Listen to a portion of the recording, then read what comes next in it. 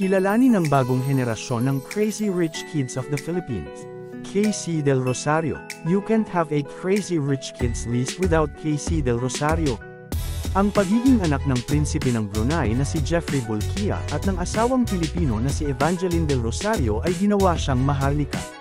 At, ibinudokumento niya ang lahat sa kanyang Instagram kung saan ang post, mula sa kanyang marangyang Forbes Park Mansion at mga alagang tigre cub hanggang sa kanyang maraming paglalakbay. Daniel Miranda, kamakailan ay naging headlines para sa kanyang relasyon sa aktres na si Sofia Andres, ngunit ang mga tao ay nakatuon sa background ng kanyang pamilya bilang isang lalir. Bilang isang old money scion, si Miranda ay iniulat na tagapagmana ng pinakamalaking pawnshop chain sa bansa na Cebuana Lalir Pawn Shop. Gayunpaman, sa kanyang sarili, siya ay isang racer at nakipagkarera sa ibang bansa sa mga bansa tulad ng Singapore, Indonesia, Macau, at higit pa. Rocio Zobel.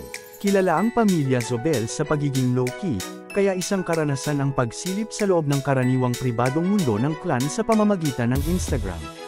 And we have Rocio Zobel to thank for that. Si Rocio ay ang bunsong anak na babae ni Inigo Zobel, ika-18 siya sa Forbes Philippines 50 Richest 2020, at Mary Chris Cardenas Zobel. Sa kanyang Instagram, makikita natin ang mga bahay bakasyunan ng pamilya Zobel, mga internasyonal na ari-arian, at maging ang mga lumang larawan ng pamilya. Alali Laude, ang anak ni na Philip at Small Laude. Sa pamamagitan ng kanyang mga magulang, nararanasan ni Alali ang lahat ng perks ng pagiging anak ng mga negosyante, kabilang ang mamahaling real estate, Chanel handbags, at marami pa. Diane Serranilla. Maaaring hindi pamilyar sa iyo ang pangalan ni Diane Serranilla, ngunit maaaring mas kilala mo siya bilang debutant ng Mall of Asia Arena. Kung sakaling hindi mo matandaan, hindi ka panipiniwalang ipinagdiwang niya ang kanyang ika-18 kaarawan sa 15,000 capacity arena. Ayon sa pagtatansya ng pep.ph, malamang na gumastos siya ng 4.7 na milyong piso para sa party. Simula noon, hindi na niya pinigilan ang kanyang rich kid ways, pag-attend sa Royal Ascot, ipinapakita ang loob ng kanyang malaking closet, at, syempre, ang pag-upload ng mga obligatory plain photo. Jimwell Pacquiao. Hindi mapipigilan ng anak ni Manny Pacquiao na si Jimwell pagdating sa pag-flex.